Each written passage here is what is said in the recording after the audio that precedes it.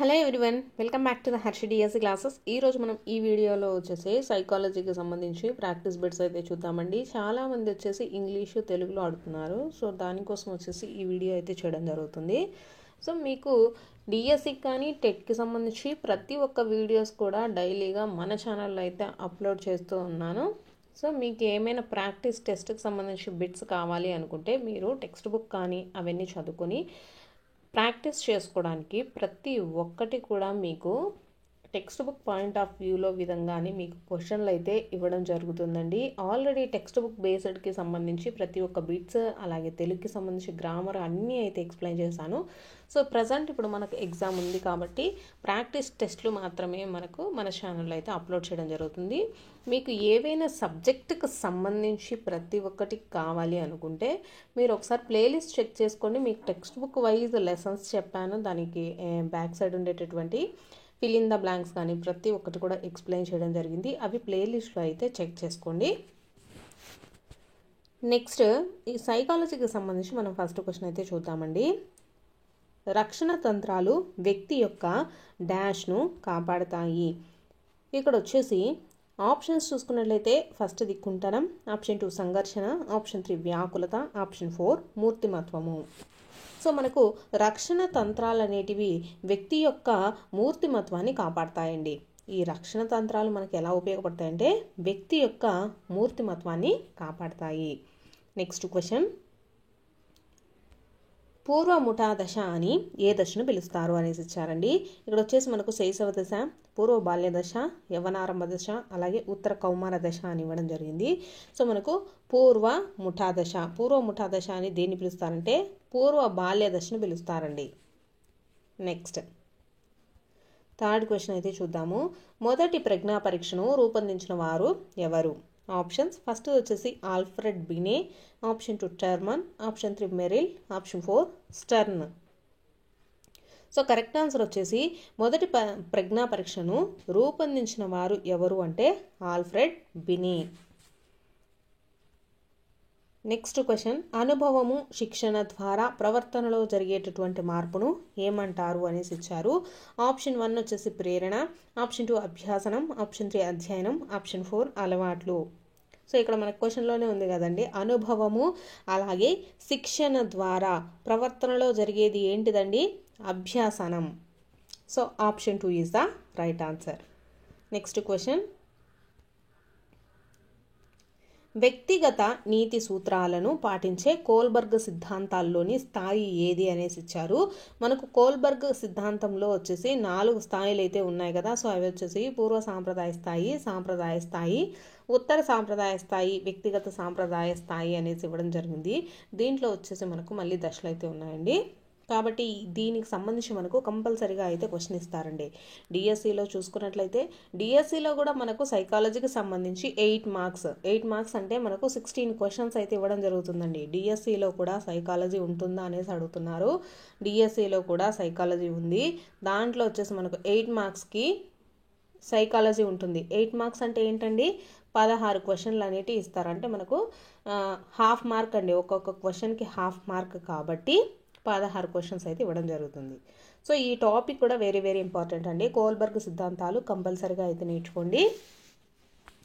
So మనకు వ్యక్తిగత నీతి సూత్రాలను పాటించేటటువంటి కోల్బర్గ్ సిద్ధాంతంలోని స్థాయి ఏది అంటే ఉత్తర సాంప్రదాయ స్థాయి. నెక్స్ట్ క్వశ్చన్ చూసుకున్నట్లయితే మనోసాంఘిక వికాస సిద్ధాంతం రూపకర్త ఈ దేశానికి చెందినవారు? ఆప్షన్స్ ఫస్ట్ వచ్చేసి Germany, option 2 Greek, option 3 USA, option 4 Japan. So మనోసాంఘిక వికాస సిద్ధాంతం కర్త ఎవరు అంటే ఎరిక్సన్ అండి, ఎరిక్సన్. సో మనకు ఎరిక్సన్ వచ్చేసి ఏ దేశానికి చెందినవాడు అంటే Germany. Option 1 is the right answer. Next question చూసుకున్నట్లయితే గణిత ఉపాధ్యాయుడు 8వ తరగతి విద్యార్థులకు వారి సామర్థ్యాలను బట్టి స్లిప్ టెస్ట్ నిర్వహించాడు. ఇక్కడ ఉపాధ్యాయుడు పరిగణించినది ఏది అనేసి అడుగుతున్నారు. ఆప్షన్స్ చూసుకున్నట్లయితే ఫస్ట్ వైయక్తిక భేదాలు, ఆప్షన్ 2 సహజ సామర్థ్యాలు, ఆప్షన్ 3 అభిరుచులు, ఆప్షన్ 4 వైఖరులు. సో కరెక్ట్ ఆన్సర్ వచ్చేసి వైయక్తిక భేదాలండి. విద్యార్థుల మధ్య ఉండేటటువంటి వైయక్తిక భేదాలు, అంటే ఒకరికి పెద్ద కష్టమైన ప్రాబ్లం ఇచ్చినా కూడా వాళ్ళు ఈజీగా సాల్వ్ చేయగలరు, కొంచెంమంది చిన్న ప్రాబ్లమ్స్ ఇచ్చినా కూడా సాల్వ్ చేయలేరు. సో వాటిని ఏమంటాం మనము, వ్యక్తికి మధ్యన ఉండేటటువంటి భేదాలను వైయక్తిక భేదాలు అనేసి పిలుస్తాం కదా.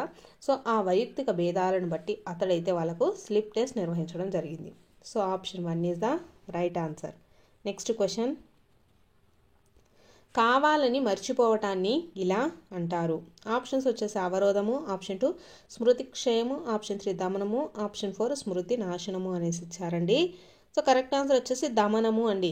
కావాలని మర్చిపోవటాన్ని ఏమంటారు అంటే దమనము అంటారు. వీటికి సంబంధించి కూడా కంపల్సరీ మనకు 1 మార్క్ అయితే వస్తుందండి, ఒక క్వశ్చన్ గ్యారంటీగా అయితే వస్తుంది.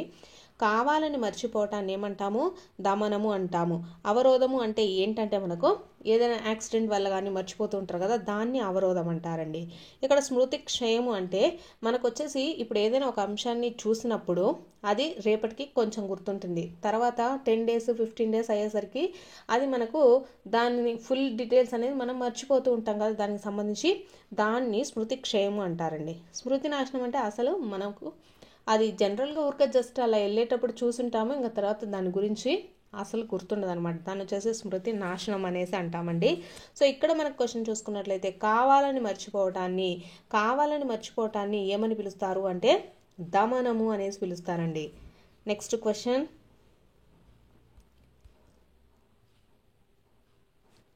చూసుకున్నట్లయితే పద్మజ అనే 7వ తరగతి విద్యార్థిని ఇంతవరకు ఎవరు కనుగొనని సోలార్ కుక్కర్ని కనిపెట్టింది. అయితే తనలో ఉండే సృజనాత్మకత స్థాయి ఏది అనేసి అడిగారు. ఆప్షన్స్ చూసుకున్నట్లయితే మనకు ఉత్పత్తి స్థాయి, పరిశోధన స్థాయి, వ్యక్తీకరణ స్థాయి, ఆవిష్కరణ స్థాయి అనేసి ఇచ్చారండి. ఇక్కడ మనం క్వశ్చన్ని క్లియర్గా చూసుకున్నట్లయితే సైకాలజీ క్వశ్చన్స్ కూడా మనము దాన్ని క్లియర్గా చదివి దాన్ని టర్మినాలజీ మనం తెలుసుకోగలిగితే ఆన్సర్ అయితే చేయగలుగుతామండి. సో ఇక్కడ సోలార్ కుక్కర్ని కనిపెట్టడం అంటే ఏంటంటే అది ఆవిష్కరణ. సో ఆన్సర్ వచ్చేసి ఆవిష్కరణ స్థాయి అండి. పద్మజ అనే 7వ తరగతి విద్యార్థిని ఇంతవరకు ఎవరు కనుగొనని సోలార్ కుక్కర్ని కనిపెట్టింది. అయితే తనలో ఉండే సృజనాత్మకత స్థాయి ఏది అనేసి అడిగారు, అది వచ్చేసి ఆవిష్కరణ స్థాయి. నెక్స్ట్ క్వశ్చన్, చూసుకున్నట్లయితే ఉపాధ్యాయులు అందరూ బోధిస్తారు, సురేష్ ఉపాధ్యాయుడు కాబట్టి అతను కూడా బోధిస్తున్నాడు అనేది ఏది అనేసి అడిగారు. సో ఇక్కడ చూసుకున్నట్లయితే ఫస్ట్ నిగమనాత్మక వివేచన, ఆప్షన్ 2 ఆగమనాత్మక వివేచన, ఆప్షన్ 3 స్వబుద్ధి, ఆప్షన్ 4 సృజనాత్మకత అనేసి ఇవ్వడం జరిగిందనమాట. సో కరెక్ట్ ఆన్సర్ వచ్చేసి నిగమనాత్మక వివేచన అండి. ఉపాధ్యాయులు అంటే అందరూ బోధిస్తారు, అది అందరికీ తెలిసిందే. కాబట్టి ఈ సురేష్ అనేటటువంటి అతను ఉపాధ్యాయుడు కాబట్టి అతను కూడా బోధిస్తాడు. ఇక్కడ ఏంటంటే మనకు ఉపాధ్యాయులు అంటే బోధిస్తారు అనేసి ఒక రూల్ అనమాట. పోలీసులు అంటే ప్రజలను కాపాడతారని రూల్ ఎట్లుందో, ఉపాధ్యాయుడు అంటే అతను బోధిస్తాడు కాబట్టి ఏ ఉపాధ్యాయుడైనా బోధిస్తాడు అని అనుకుంటాం కదా. సో దాన్ని మనము నిగమనాత్మక వివేచన అనేసి పిలుస్తామండి. నెక్స్ట్ వచ్చేసి 11th క్వశ్చన్ చూద్దాము. 11th క్వశ్చన్ చెప్పే ముందు ఏంటంటే చాలామంది వచ్చేసి టెట్ వచ్చేసి మీరు ఫస్ట్ టైం రాస్తున్నారనుకోండి, మీకు డిఎస్సి అనేది అప్లై చేసుకోవాలా వద్దా అనేసి అడుగుతున్నారండి. సో దీనికోసం వీడియో చేయాలనుకున్నాను, బట్ టైం లేక చేయలేదు. సో దేంటంటే మీకు ఎవరైతే టెట్ ఎగ్జామ్ రాస్తారో వాళ్ళకి మీకు టెట్లో క్వాలిఫై అవుతేనే డిఎస్సికి సంబంధించినటువంటి హాల్ టికెట్స్ అనేటివి రిలీజ్ అవుతాయండి. కాబట్టి మీకు ఎటువంటి ప్రాబ్లం అయితే లేదు. టెట్ మీరు కన్ఫామ్గా అంటే ఆల్రెడీ మార్క్స్ వచ్చిన వాళ్ళు అయితే డిఎస్సికి అప్లై చేసుకోండి. అలాగే ఫస్ట్ టైం టెట్ రాసే వాళ్ళు వచ్చేసి నేను కంపల్సరీగా టెట్కి బాగా ప్రిపేర్ అయ్యాను, సెలెక్ట్ అవుతాను అనుకున్న వాళ్ళు డిఎస్సికి అప్లై అయితే చేసేసుకోండి. ఎందుకంటే డిఎస్సికి కూడా మనము 750 రూపీస్ కట్టాలి, అలాగే టెట్కి కూడా 750 రూపీస్ అయితే కట్టడం జరుగుతుంది. కాబట్టి ఫస్ట్ టైం రాసేవాళ్ళు నేను ఆల్రెడీ బాగా రివిజన్ చేశాను, కంపల్సరీగా టెట్ సెలెక్ట్ అయిపోతాను, ఇంకా డిఎస్సి కూడా రాసేస్తాను అనుకున్న వాళ్ళు డిఎస్సికి అప్లై చేయండి. ఫస్ట్ టైం టెట్ రాసే వాళ్ళైతే మీరు మీ యొక్క అంటే మీరు ఎంతవరకు ప్రిపేర్ అయ్యారో దాన్ని బట్టి అయితే అప్లై చేసుకోండి. ఇది వచ్చేసి నా సజెషన్ మాత్రమే. మీరు అప్లై చేసుకుంటాం ఏం కాదంటే అప్లై చేసుకోండి. చాలామంది వచ్చేసి మేము టెట్టే సెలెక్ట్ అవ్వలేదు, డిఎస్సికి ఎలా అప్లై చేసుకోవాలి అనేసి అడుగుతున్నారు కదా. మీరు టెట్లో క్వాలిఫై అవుతేనే మీకు డిఎస్సి వస్తుందండి. టెట్లో మీరు 90 మార్క్స్ ఎబవ్ అనుకోండి ప్రతి ఒక్కరికి, అలా అనుకుంటే మీరు సెలెక్ట్ అయితేనే మీకు డిఎస్ఏ హాల్ టికెట్ అనేది ఇష్యూ చేయడం జరుగుతుంది. లేకపోతే వాళ్ళకు హాల్ టికెట్స్ అనేది ఇష్యూ చేయరండి. సో దీంట్లో మీకు ఎటువంటి ప్రాబ్లం అయితే లేదు. సో అప్లై అయితే చేసుకోండి. నెక్స్ట్ 11th క్వశ్చన్ చూద్దాము. వ్యక్తిగత విద్యా పథకము ఐఈపి వీరికి సంబంధించింది. ఆప్షన్స్ ఫస్ట్ వచ్చేసి ప్రాథమిక స్థాయి విద్యార్థులకు, ఆప్షన్ 2 ప్రాథమిక ఉన్నత స్థాయి విద్యార్థులకు, ఆప్షన్ 3 ఉన్నత స్థాయి విద్యార్థులకు, ఆప్షన్ 4 అభ్యాసన వైకల్యం ఉన్న విద్యార్థులకు. సో కరెక్ట్ ఆన్సర్ వచ్చేసి ఆప్షన్ 4 అండి, అభ్యాసన వైకల్యం ఉన్నటువంటి విద్యార్థులకు. వ్యక్తిగత విద్యా పథకము ఐఈపి అనేది ఎవరికి సంబంధించింది అంటే అభ్యాసన వైకల్యం ఉన్నటువంటి విద్యార్థులకు. Next question, the process of education గ్రంథ రచయిత ఎవరు? ద ప్రాసెస్ ఆఫ్ ఎడ్యుకేషన్ గ్రంథ రచయిత ఎవరు అంటే బ్రూనర్. నెక్స్ట్ క్వశ్చన్, సిఏవిడి ప్రజ్ఞామాపిని ఈ సిద్ధాంతం ఆధారంగా రూపొందింది. సిఏవిడి ప్రజ్ఞామాపిని వచ్చేసి మనకు ఏ సిద్ధాంతం ఆధారంగా రూపొందించారు అనేసి అడుగుతున్నారు. సో ఇది వచ్చేసి మనకు బహుకారక సిద్ధాంతం అండి. బహుకారక సిద్ధాంతం ఆధారంగా అయితే రూపొందించారు. నెక్స్ట్ క్వశ్చన్, పియాజే ప్రకారము అంతర్బుద్ధి దశ ఏది అనేసి ఇచ్చారు. సో 4 నుంచి 7 సంవత్సరాలు గల వయసును వచ్చేసి మనకు అంతర్బుద్ధి దశ అనేసి పిలుస్తారండి. నెక్స్ట్ క్వశ్చన్ చూసుకున్నట్లయితే గెస్టాల్ట్ అనగా, గెస్టాల్ట్ అంటే ఏంటంటే మనకు అర్థము సమగ్రము అండి. గెస్టాల్ట్ అంటే సమగ్రము. Next question, animal intelligence experimental studies గ్రంథ రచయిత ఎవరు? యానిమల్ ఇంటెలిజెన్స్ అలాగే ఎక్స్పెరిమెంటల్ స్టడీస్ గ్రంథ రచయిత ఎవరు? థారండైక్ అండి. నెక్స్ట్ క్వశ్చన్, ఇతివృత్త గ్రాహ్యక నికష అనేది ఏది? ఇతివృత్త గ్రాహ్యక నికష అనేది ఏది? సో కరెక్ట్ ఆన్సర్ వచ్చేసి మూర్తిమత్వ పరీక్ష విధానం అండి.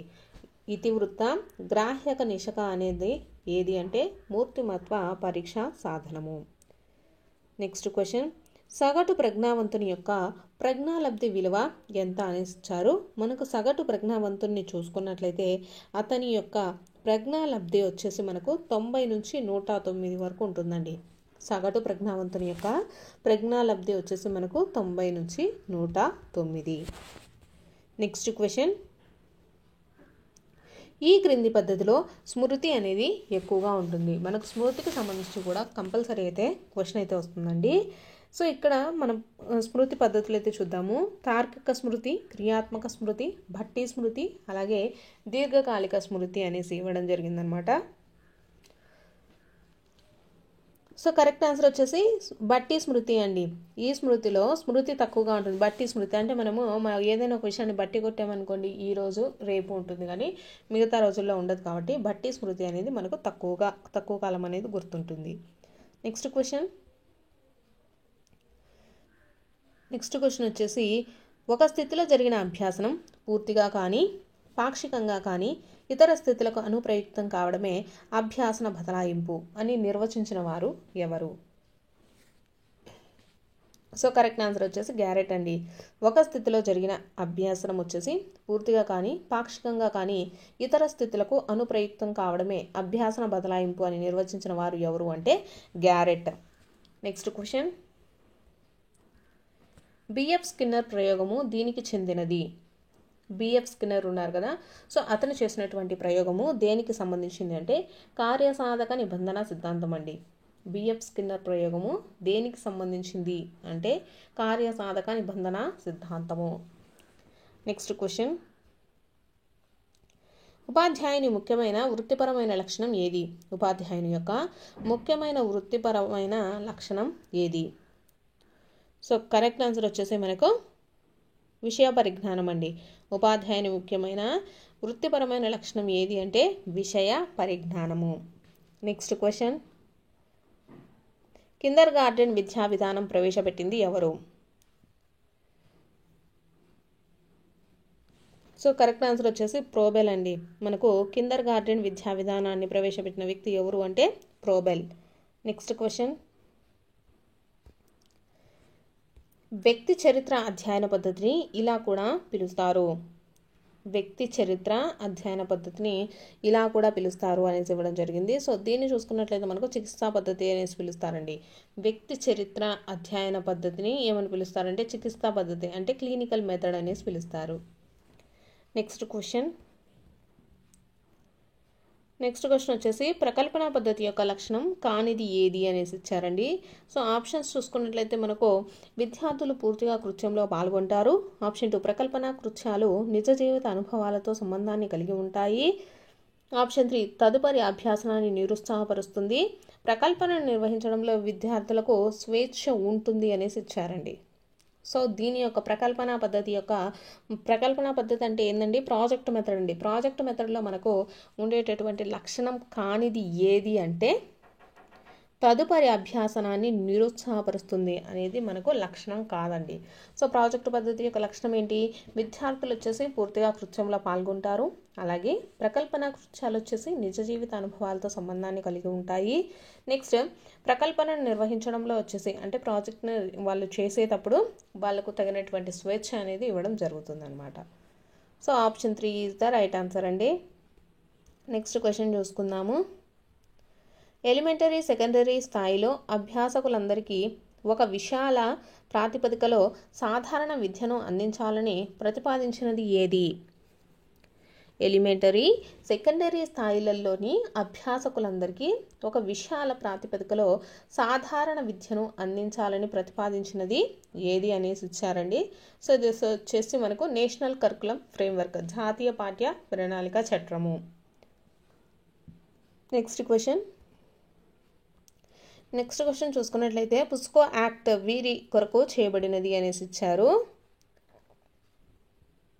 సో కరెక్ట్ ఆన్సర్ వచ్చేసి దీనికి బాలల కోసం అండి. మనకు పుస్కో యాక్ట్ వచ్చేసి వీరి కొరకు చేయబడిందంటే బాలల కోసము. నెక్స్ట్ క్వశ్చన్ చూసుకున్నట్లయితే మనకు ఎన్ఈపి వచ్చేసి 2020 ఉంది కదా. సో దీనికి ఎన్ఈపి 2020 ప్రకారము పాఠశాల యొక్క విద్యా స్వరూపం ఎలా ఉంటుంది అనేసి ఇవ్వడం జరిగింది. సో కరెక్ట్ ఆన్సర్ వచ్చేసి 1 అండి. మనకు 5+3+3+4 లాగా ఉంటుంది. మనకు ఎన్ఈపి 2020 పాఠ్యం ప్రకారము పాఠశాల స్వరూపం ఎలా ఉంటుందంటే 5+3+4. నెక్స్ట్ క్వశ్చన్, మన ప్రభుత్వము విద్యార్థులకు నిఘంటువును అందించినటువంటి పథకం ఏది అనేసి అడిగారండి. మన ప్రభుత్వము విద్యార్థులకు నిఘంటువులను అయితే అందించడం జరుగుతుంది కదా. సో దాని యొక్క పథకం ఏది అంటే జేవీకే కిడ్స్ అండి. జేవీకే కిడ్స్ ద్వారా విద్యార్థులకు నిఘంటువులను అయితే ఇవ్వడం జరుగుతుంది. నెక్స్ట్ క్వశ్చన్, ఇక్కడ వచ్చేసి సాధారణంగా కంప్యూటర్ మెమరీ చిన్న ఫైల్స్ను ఇలా పిలుస్తారు అనేసి ఇచ్చారండి. సో మనకు చిన్న ఫైల్స్ని వచ్చేసి కిలోబైట్ అనేసి పిలుస్తారండి. సాధారణంగా కంప్యూటర్ మెమరీలో ఉండేటటువంటి చిన్న ఫైల్స్ని ఎలా పిలుస్తారు అంటే కిలోబైట్స్ అనేసి పిలవడం జరుగుతుంది. ఇది వచ్చేసి సైకాలజీకి సంబంధించినటువంటి బిట్స్ అండి. మీకు కనుక వీడియో నచ్చినట్లయితే తప్పకుండా లైక్ చేసి సబ్స్క్రైబ్ అయితే